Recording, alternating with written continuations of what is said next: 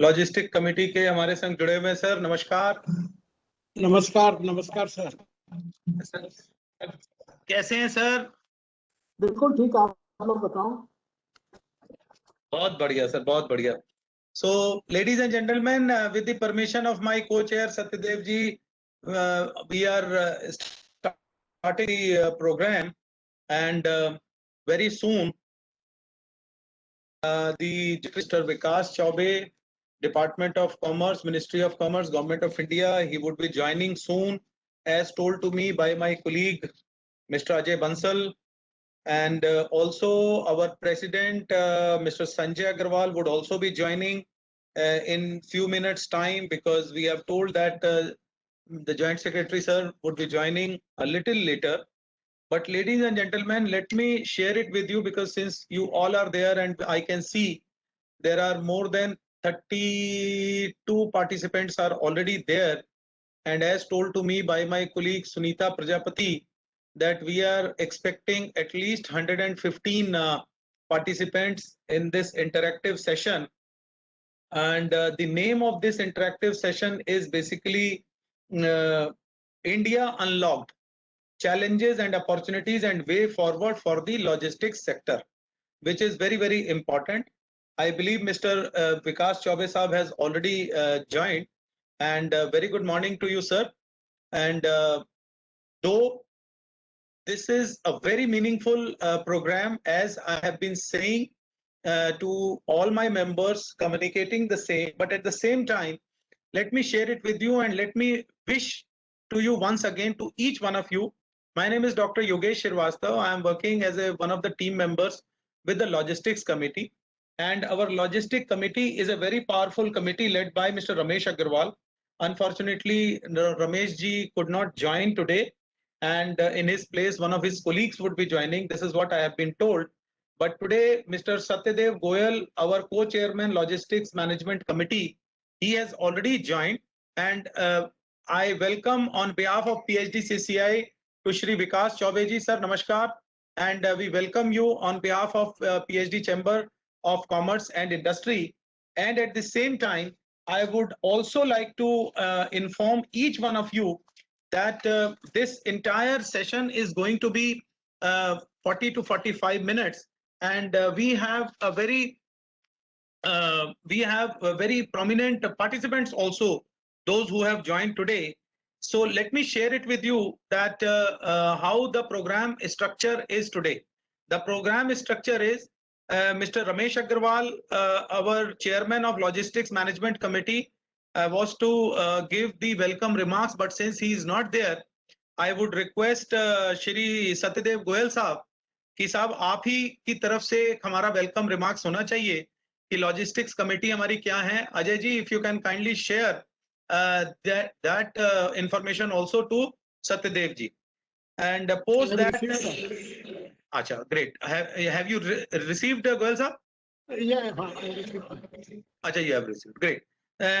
Post that, our president Shri Sanjay Agarwal ji, he is the president of PhD Chamber of Commerce and Industry.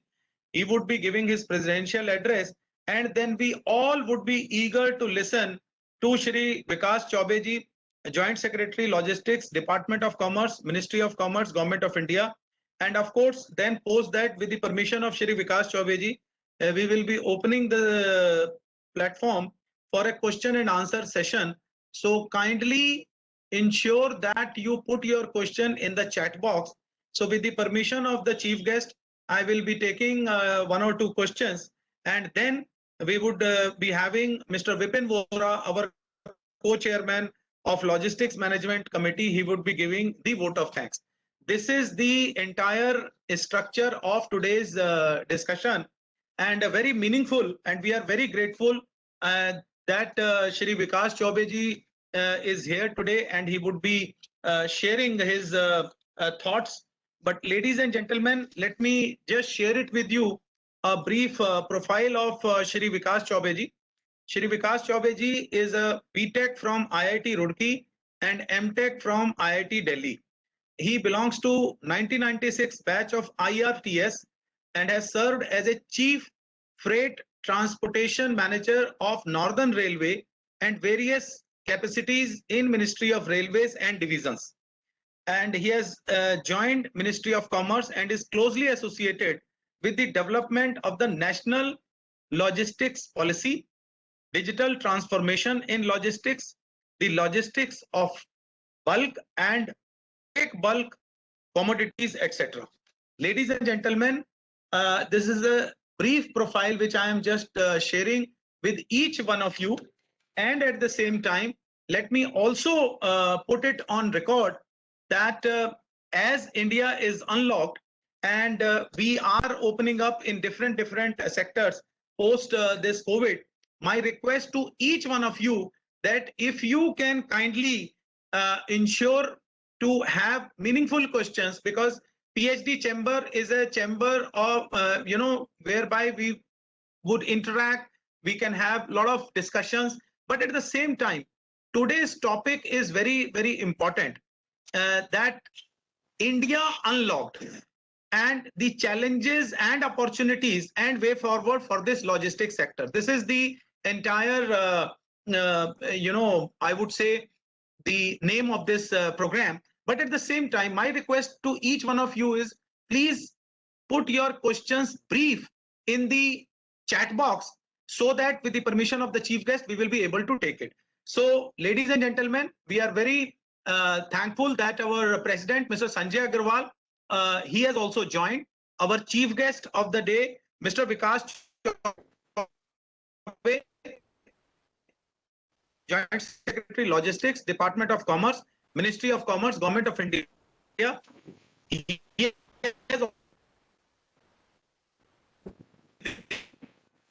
here, Mr. President.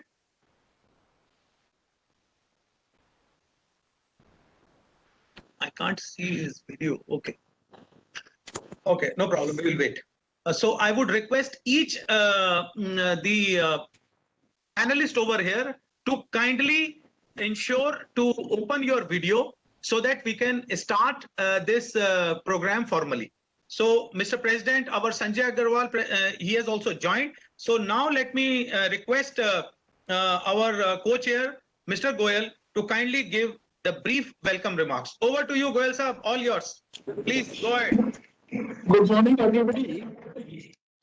Mr. Vikas Chaubey, Joint Secretary Logistics, Department of Commerce, Ministry of Commerce, Mr. Sanjay Agarwal, President, PSD CCI, Mr. Ramesh Agarwal, Chairman, Logistics Management Committee, PSDCI, Mr. Vipin Bora, Co-Chairman, Logistics Management Committee, Mr. Sandeep Bhandari, Co-Chairman, Mr. Ajay Kapoor, Co-Chairman, Logistics Management Committee, Mr. Saurabh Sanyal, Secretary General, PSD CCI, Mr. Dr. Yogesh Srivastava, Assistant Secretary General, PSD CCI, former presidents of PSD Chambers, members of Managing Committee of PSD Chambers, friends from the media, good morning all. The COVID-19 pandemic has brought the business world to a standstill. The virulent disease has spread across the globe at a rapid pace, disrupting and debilitating entire industries in its wake. India too is witnessing its share of viral onslaught and has since effectively imposed a nationwide lockdown to arrest the further dissemination of the lethal disease. The Indian road transport sector carries goods worth 150 billion a year, which means about 12 billion of business is done per month. The truck fleet utilization had peaked to 85% in March, which was better than pre-COVID level, but has now dropped to 50%. Truckers will be hard pressed to pay back their EMIs. Transportation of goods through roadways slowed down during April. The average number of daily e-way bills generated in April so far is around 2 million as compared to 2.3 million in March. These bills are necessary for moving goods from one state to the other via road. Besides goods, people movement has also reduced. Organized trucking can put together the pieces of fragmented industry by augmenting performance and visibility through tech infusion and bolster its credibility in the month to come. Second wave of COVID-19 cases sweeping the country and the resultant lockdown measures implemented by several states hurt the transporters. The trade is estimated to suffer 2.4 billion, approximately 17,800 crores of revenue loss in April alone. This would also affect the GDP growth, which is projected at 10.5% by the central bank for this fiscal year. The country is now being unlocked slowly. We strongly believe that along with other sectors, the logistics sector will also receive. The logistics sectors have been on the front line since the beginning of the unprecedented crisis, ensuring the supply of essential goods remain intact.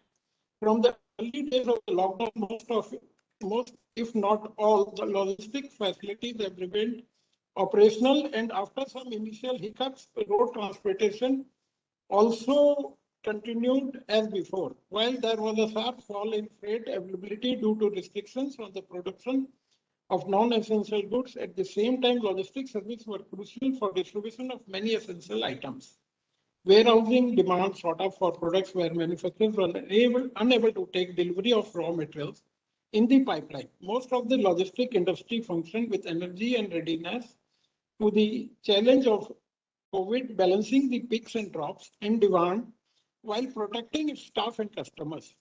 According to National Skill Development Corporation, the logistics sector has emerged as the top employment generating sectors in India in the aftermath of coronavirus disease. Logistic companies will design a strategic plan to prove their resilience and dynamism by helping the exporters and SMEs to showcase their product overseas. This will help the MSMEs to revive production in full swing, which will turbocharge them to shift to e-commerce completely. This is the time when the companies will assess their supply chain risks and proactively develop mitigation plans such as exploring alternate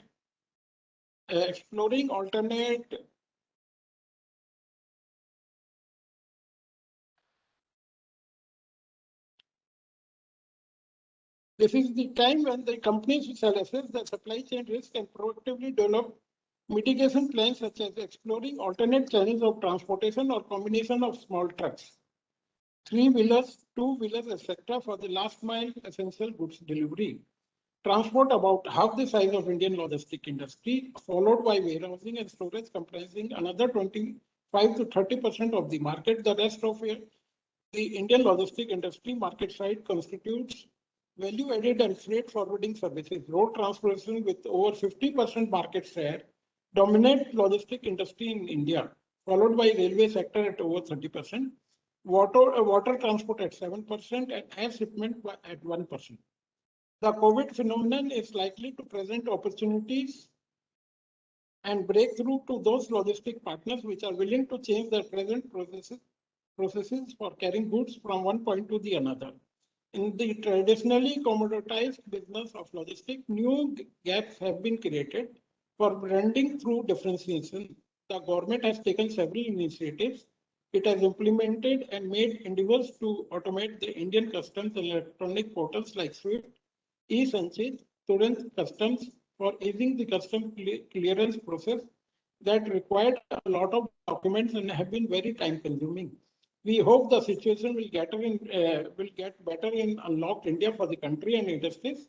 Without taking much of your time, let us now listen to the address of Mr. Vikas Chaubey, Joint Secretary, understand the way forward for the logistics sector in unlocked India. Thank you. Thank you, Goyal sir. Thank you very much for your very set welcome remarks, since you have also said the theme, but before we request the chief guest to speak, let me request our president, Mr. Sanjay Agarwal, to kindly give his presidential address, and post that I will come to the chief guest of the day to speak. Over to Sanjay Agarwal ji, President, PhD Chamber of Commerce and Industry. Namaskar and good morning to everyone. I hope I am audible. Very much audible, sir. Okay. Thank you so much. On behalf of the PhD Chamber of Commerce and Industry, I am pleased to welcome Mr. Vikas Chaubey, Joint Secretary Logistics, Department of Commerce, Government of India, and also the co-chairs of our Logistics Committee, Mr. Satyadev Goyal and Mr. Vipin Bora, as also the ASG of the chamber, Mr. Yogesh Srivastava. Also, my pleasure to welcome the members of the managing committee of the chamber, delegates from the industry, friends from the media. A very good morning to you all again to this interactive session regarding India Unlocked, challenges, opportunities, and way forward for the logistics sector. Sir, I'll take a brief moment to introduce our chamber to you first. The PSD Chamber of Commerce and Industry, or PSD Chamber as it is briefly popularly known, is a proactive and a dynamic apex organization that is now present pan-India and is working for the promotion of Indian industry, trade, and entrepreneurship. The chamber stands in complete solidarity with the government and pledges to extend its wholehearted support in whatever means required and possible to tide over the setbacks suffered in the last few quarters. We work in several verticals, each headed by an industry stalwart. We have strong committees for logistics management and retail, amongst others. Infrastructure is, of course, the backbone of every nation's economy. Logistics and warehousing play an important role in the industrial advancement of the country. It functions like arteries and veins in the body that keep the blood flowing throughout. Without a robust and efficient logistics infrastructure, industries will find it hard to ensure smooth movement of goods across the value chain. In India, the logistics sector contributes almost 14.4% of the GDP and employs more than 8 million people across the country.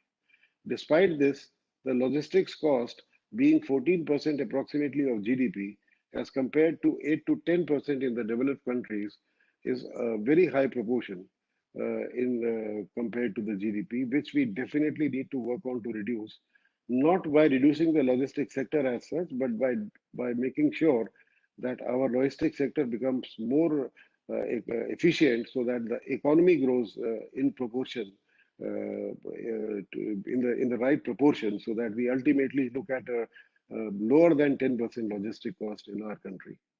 The two main forces that have helped the logistic industry to overcome the ripple effect from lockdown are major manufacturing hubs resuming production and also the rise in domestic product consumption across all categories.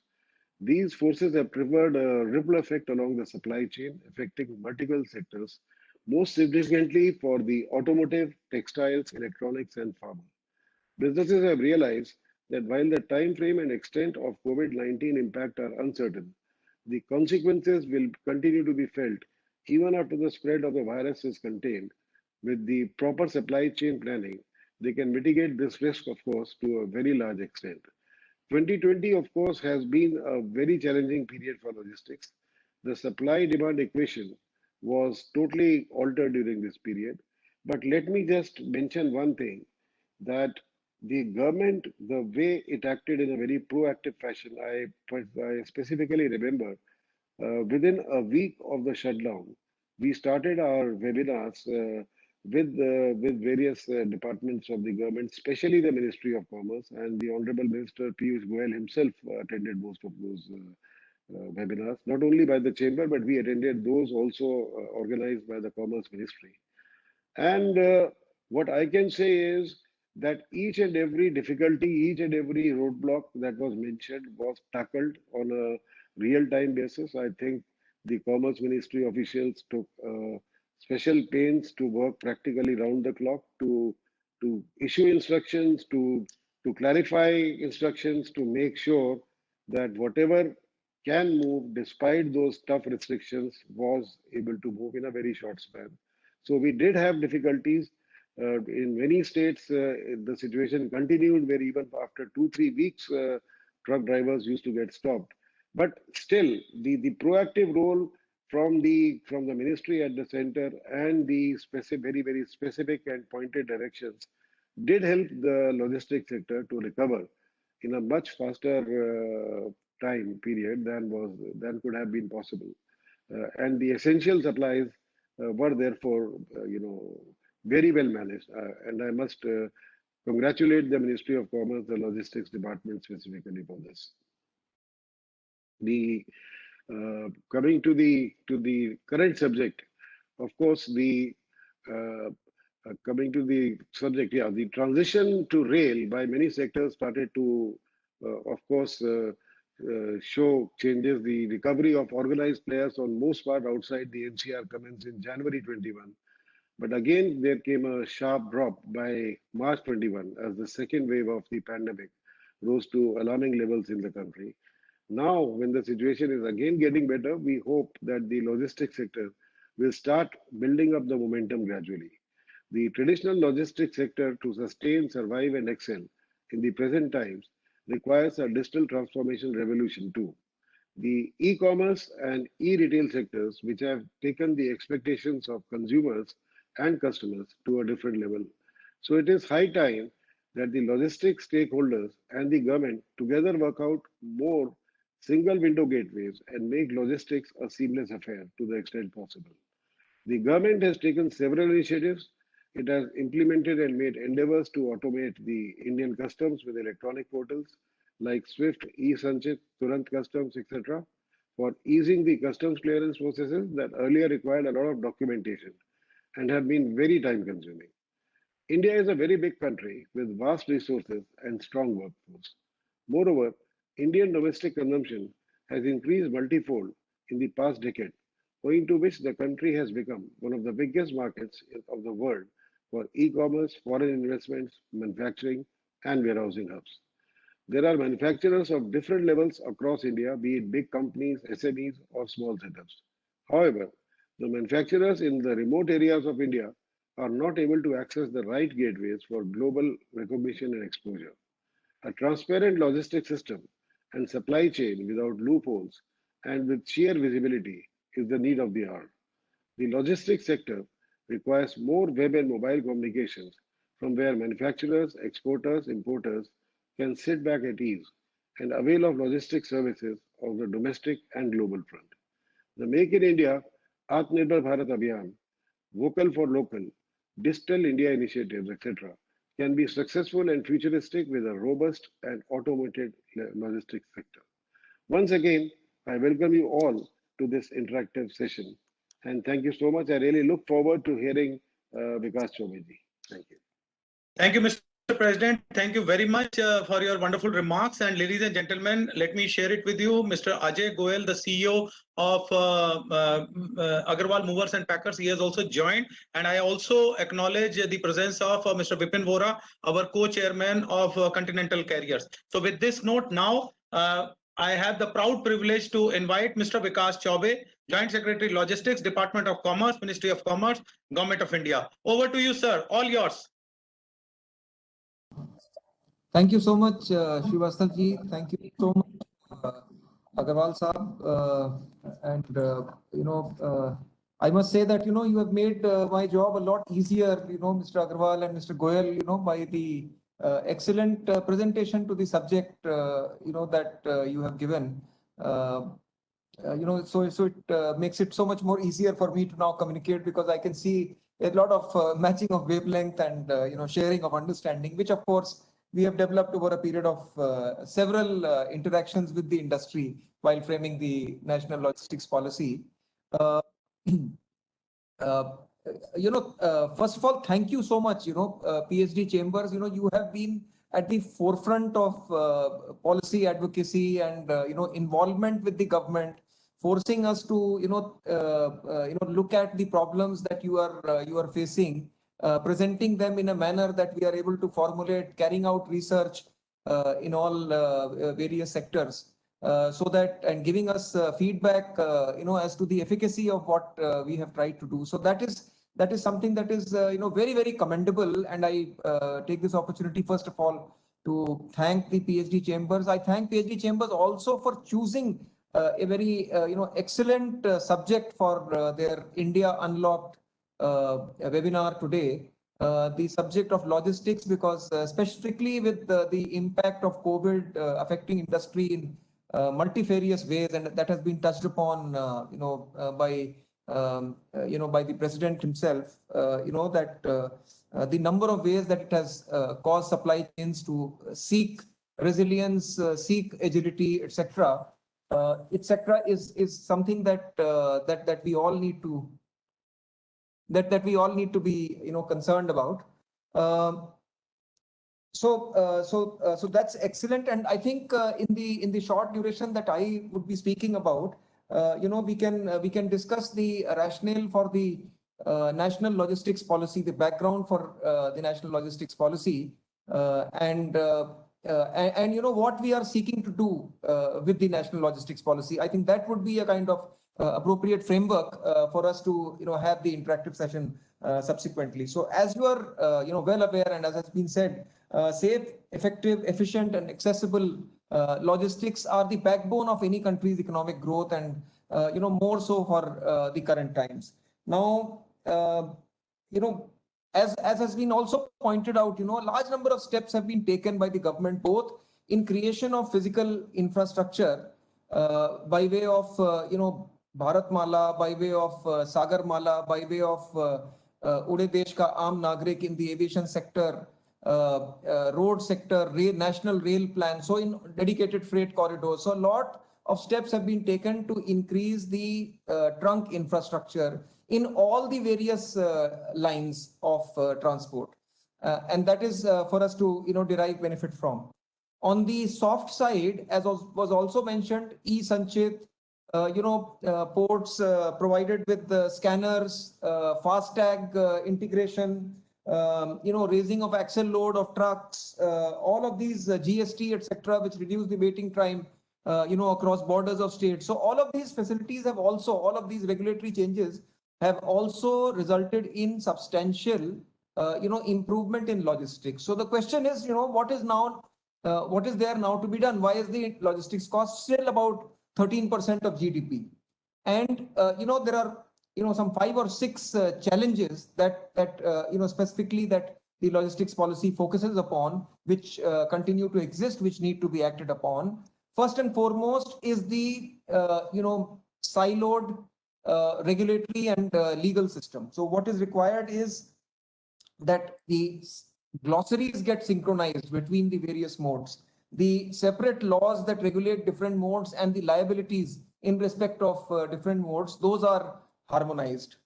The infrastructure, we also feel that has, while the sectoral approach has led to a very, rapid growth in infrastructure, the dovetailing of infrastructure, as somebody was mentioning, I think Mr. Goel very aptly pointed out, the intermodal transfers from one mode to another should be seamless. So that seamlessness, the blind spots which exist, between the modes, both in terms of documentation as well as in terms of physical transfer, those need to be ironed out. The IT systems are still, developed in the form of verticals. So those IT systems and the availability of information from one to be used in another, whether it is the ICE gate of customs, which was referred to, whether it is the FOIS of railways or the Sarthi and Vahan of roadways, port community system of shipping ministry. All of these need to be dovetailed and brought together in a common digital platform, which you as users can, log into in a single manner, and not having to log in and log out just to trace your consignment, which is moving across modes. So that is required. The workforce, the workforce needs a sort of, training and intermodal expertise, so that ultimately the users of logistics have skilled manpower and skilled professionals who can look across modes and give them expert advice, and not people who are specific experts of individual modes. So that all is necessary so that our supply chains can ultimately integrate with the global supply chains, and we can become competitive. And, along with this, the logistics policy that we are trying to bring out, is also an outcome of the understanding in the government that, all of this is not possible if we follow a siloed approach, a cross-sectoral, multi-jurisdictional, across sector type of approach is needed. A whole of government approach is needed in order to address these specific problems. There are certain other things that the government is fully aware of, and some of these have been pointed out by Mr. Agarwal. The fact that, freight flows across the country are transforming. E-commerce, urbanization, etc., are creating new demand centers. Atmanirbhar Bharat, Make in India are creating new supply centers. So OD flows across the country are transforming. The technologies available for carrying out the work in logistics are also undergoing a rapid and transformational change. Delivery by drones, whether it is fleet management platforms, blockchain, which can really facilitate document transfer in a non-physical way while maintaining the security of the information, warehouse automation, robot process automation, what have you. So there is a technological landscape which is offering a lot of opportunities. The workforce aspirations are changing. So I mean, with Mr. Agarwal from with Mr. Sanjay, with Mr. Agarwal, we have been interacting regarding the shortage of drivers and, the shortage of drivers with both the Truckers Association, in fact, and the shortage of drivers to the extent of 28 to 30% is substantially, causing a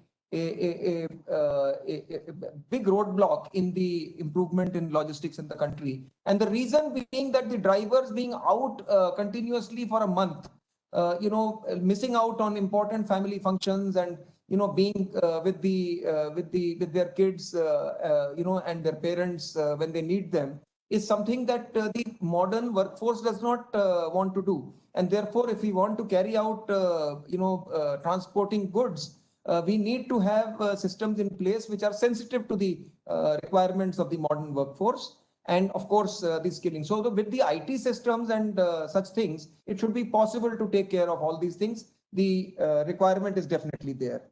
And then COVID has thrown open, so much need for resilience, so much need for de-risking of supply chain, of sourcing centers. So many locations from where all the raw material was coming have become, impossible to deal with. Containers as a mode of transport has become so much in short supply. I think the exporters among you would support me enormously. And the extent of circulation problem across the globe created because of COVID has led us to look at resilience as a very important input that must go into any policy formulation. Now, coming to the targets, the three targets that we have kept for the national logistics policy are: one, that we must be able to reduce through all the interventions that we take, reduce the logistics cost in the country from about 13% of GDP. That number, of course, could be 13 or 14, but from thereabouts to about 8% of GDP. So we are targeting a very, very we are setting a very concrete target, an ambitious target. Now it looks almost unrealizable, but let me tell you that with all the hard work of brick and mortar improvement in basic infrastructure done, the requirement now is of soft works, of dovetailing, of regulatory, IT, and intermodal terminal nature of works, which which are not really that difficult to do, and we should be able to realize this ambitious goal that we are aspiring for. The second point is, of course, that in the World Logistics Performance Index, currently we are at 44, which, mind you, among 160 countries is not bad. And given the geographical span on which our goods move, it is not bad. But our aspiration is to take it to below 25, and we also need to develop an indigenous tool to measure our own performance on a more regular basis. Now,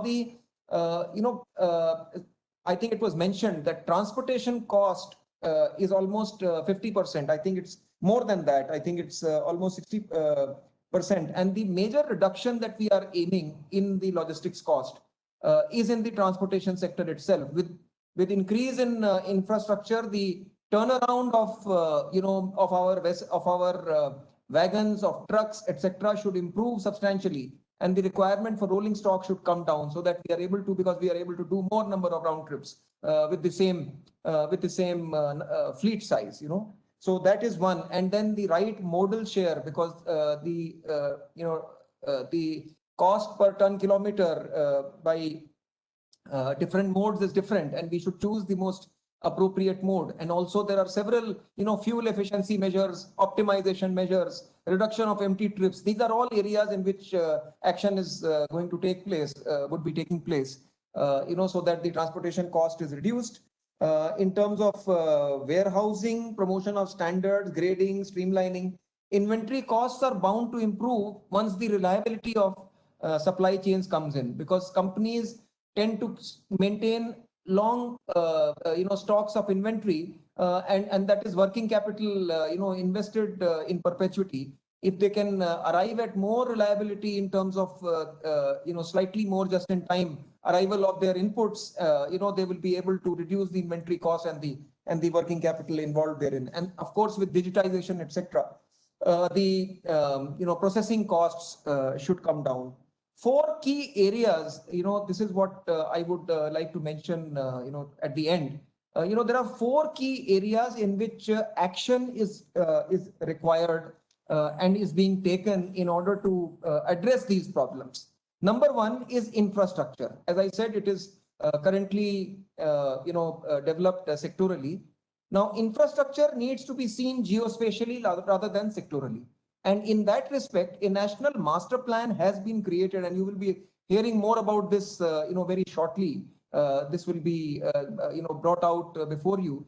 And in a geospatial format, now it is possible for the government to look at all the works and see them in a very, very cohesive and comprehensive way as to, what is the density of inputs being given in a certain area, what are the type of linkages available, whether it is the railway lines or the goods terminals of railway or the highways or the ports or the inland waterway terminals. All of that is available in a geospatial format in the National Master Plan, and we are developing this further to include, various attributes so that we are actually able to see all of this and plan very holistically. So that is one. The second part is about, in the infrastructure is about the rolling and floating stock. We are moving towards more and more. We have recently taken out a recommendatory document on standardization of physical assets, so that, the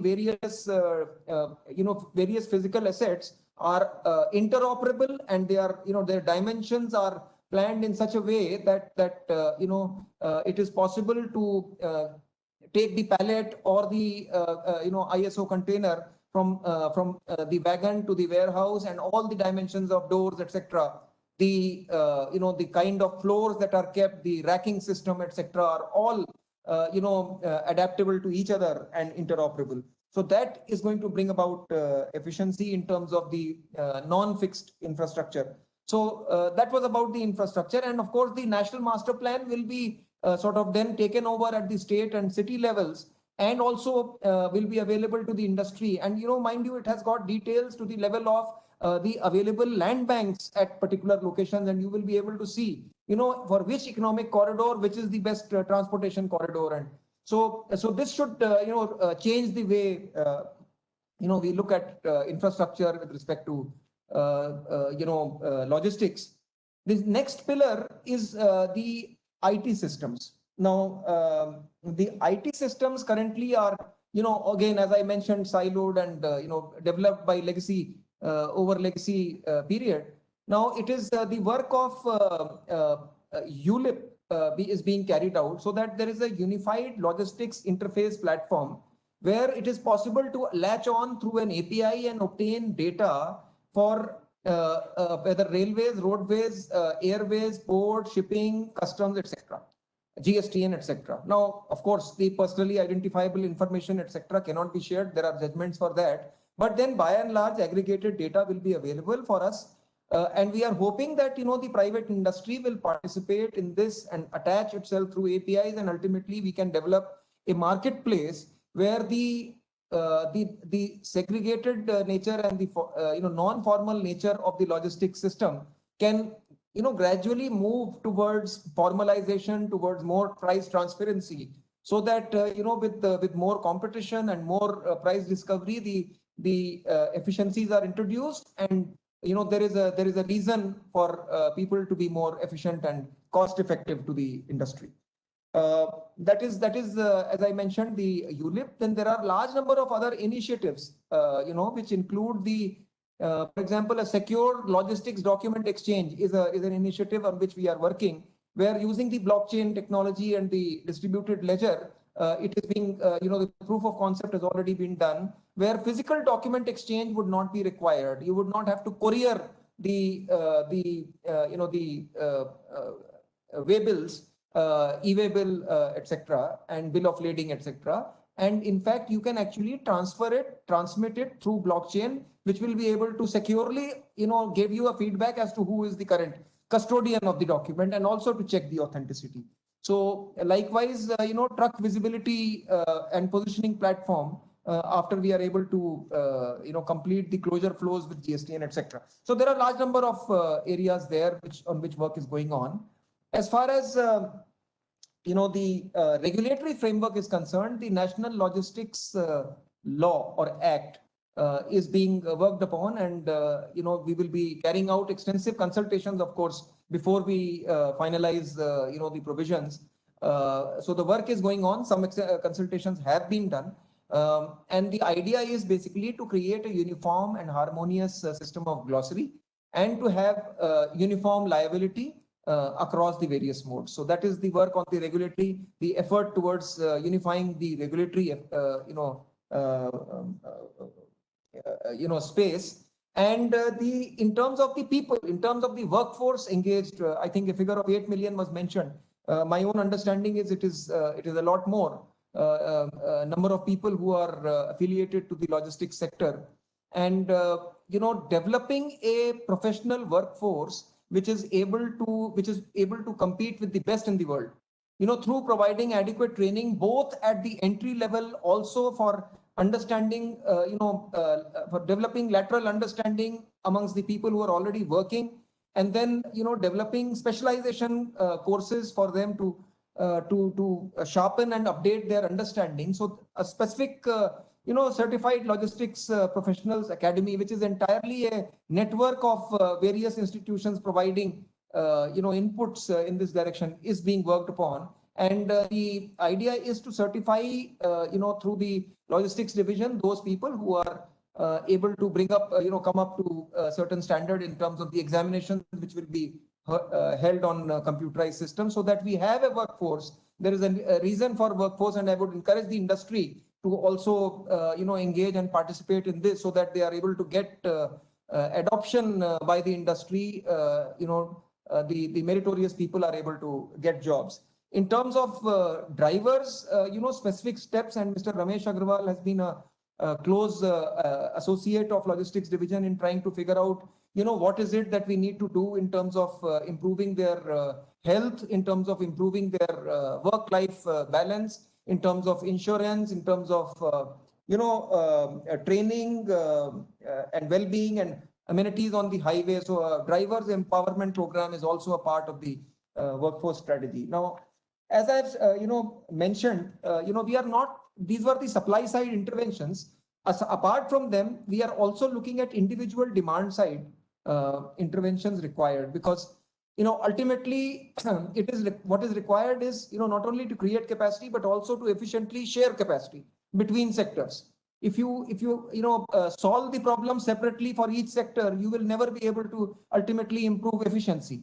And therefore, it is required to look at the same problem from the demand side, whether it is the side of cold logistics or bulk logistics or food grain or fast moving consumer goods. I think the transport capacities is where it all converges, and therefore looking at demand side in order to make sure that the specific interventions required for each of these demand side sectors is also put in place in the supply side suggestions is taken care of. And this includes of course logistics for international trade. Finally, I must end by saying that we have made an action plan of 75 points or so in order to, and that is being monitored one by one in terms of what are the timelines, what are the deliverables, how far are we progressing in terms of each of them. So that is, under process of development. And we are in close interaction with state governments in order to, facilitate and interact at city levels, because cities tend to have a tendency to regulate freight traffic. And that is not a good thing. I mean, they can all gain from the flow of that freight traffic in terms of additional revenues, rather than, putting no entries during daytime. So that mindset needs to be worked upon. So with that, I'll just, say that it's been a pleasure to be speaking about the efforts that we have been making in this direction of the logistics policy. And, it will be very, very, very useful for us if we can get comments and suggestions, because the final draft is to be submitted before the cabinet very shortly. So if we can get any inputs from the, all the accumulated experience of PhD chambers, they will be very, very welcome. So with that, I'll stop and thank you. And if there are any questions, I'll be happy to answer. Thank you, sir. Thank you very much for your wonderful remarks. As you have rightly said, PhD would love to give it to you. We have a very meaningful members, as well as our president has said, the committee is a very powerful committee. We will certainly be giving it to you post this webinar.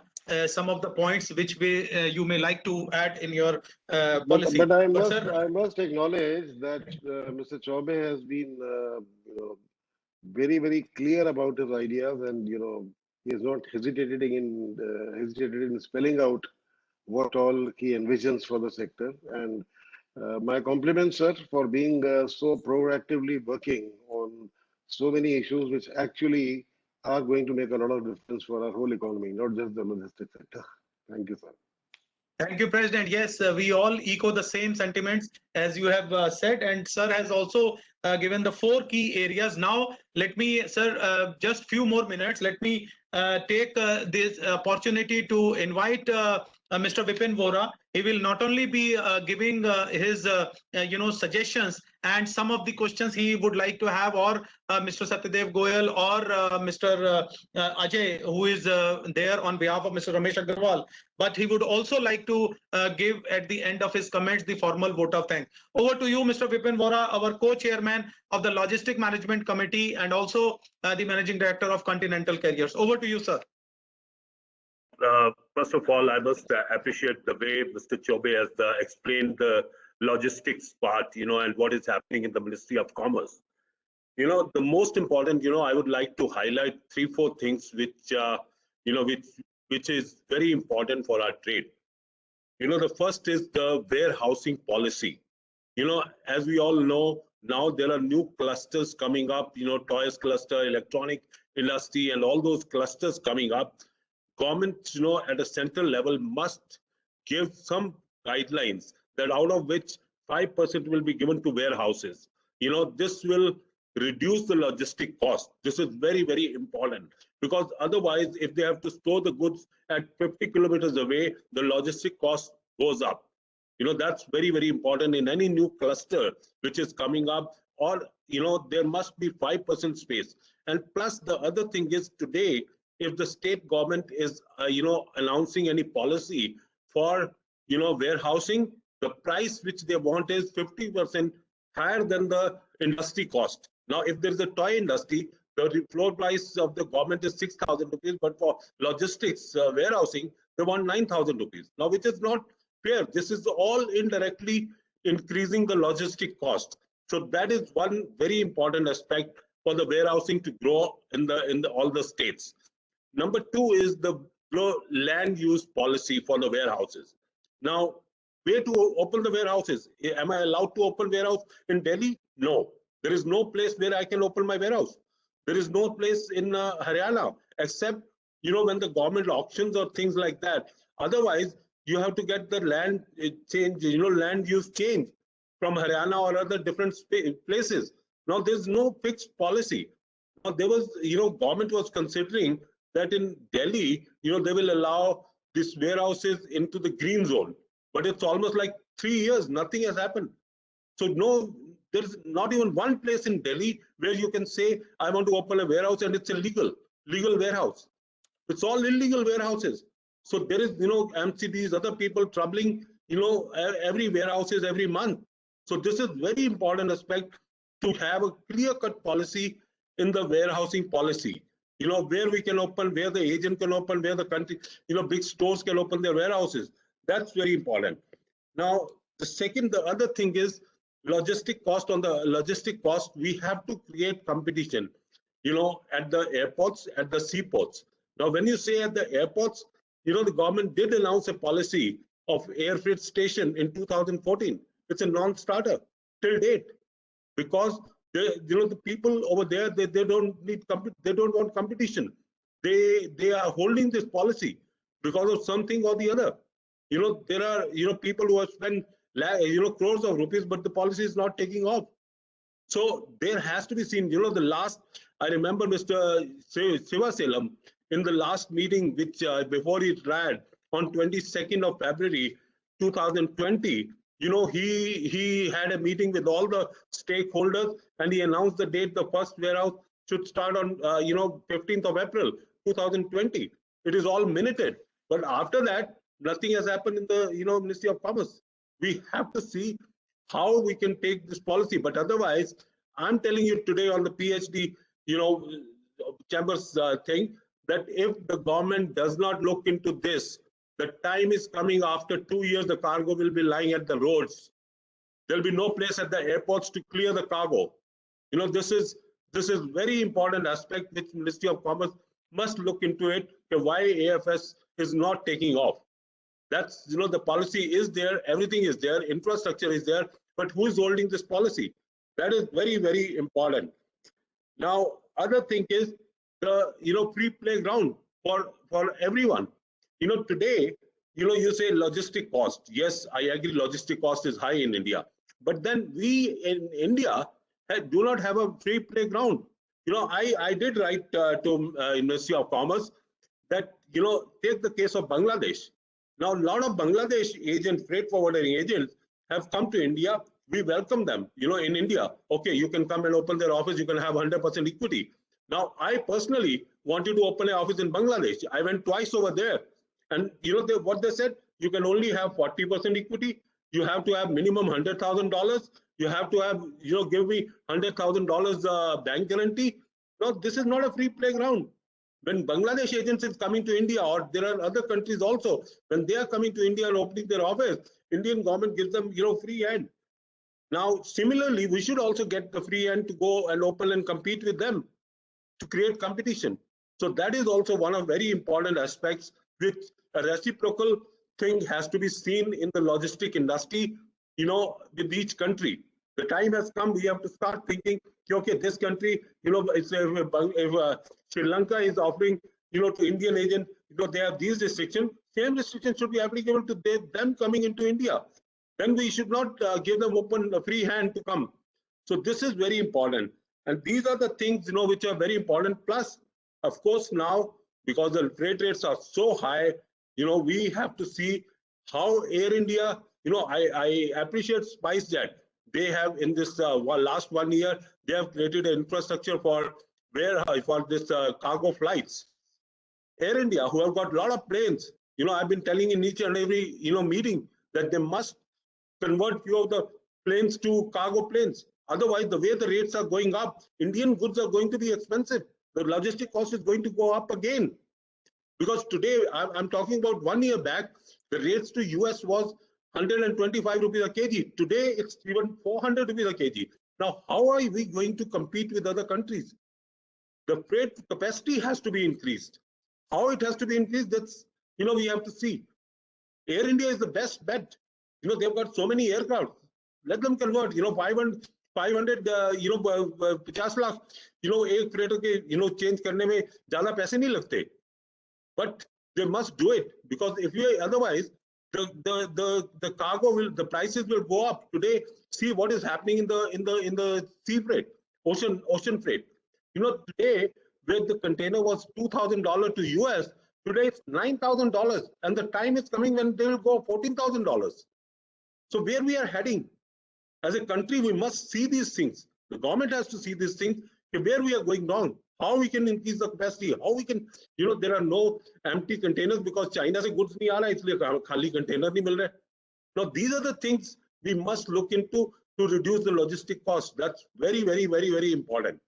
So that's what, I can see if these things can be kept in mind, it will be really, really good for the country where the, logistic cost can come down. Yogesh, that's what I want to say. Thank you, sir. Thank you very much for your very important points, and which we are certainly going to put this as the recommendations, as Mr. Vipin Vora has said. Let me also, put it on record. And let me also tell to Mr. Rajesh Mehta, he has also asked number of questions, and one Mr. Kumar has also been asking, sending me questions on my WhatsApp. We will certainly be sending all these questions to Vikas Chaubey ji, since he was to attend a meeting with the Secretary, Ministry of Commerce. So he has already told me that he is leaving for that meeting. So, ladies and gentlemen, what we will do, we will put each and everything as the recommendations, as Mr. Vipin Vora, our co-chairman, has already pointed out, very important and meaningful points, and we will make the recommendations. And let me assure you that we will be sending it to Mr. Vikas Chaubey and all to concerned meaningful stakeholders in the Government of India, especially in the Ministry of Commerce. So with this note, ladies and gentlemen, thank you very much for your participation, and we will certainly be having such kind of programs in future too. My thanks to our President, Mr. Sanjay Agarwal, our co-chairman, Mr. Satyadev Goel, Mr. Vipin Vora, our co-chairman. Of course, Ramesh ji, our chairman, could not join, but Mr. Ajay has joined on his behalf. Thank you very much, Ajay ji. And let us have these recommendations as early as possible, and we will be sending under the chairmanship, under the leadership of Mr. Ramesh Agarwal. Thank you very much, ladies and gentlemen, and wish you all the very best. Have a great day, whatever balance it is left out. Thank you very much. Namaskar and Jai Hind.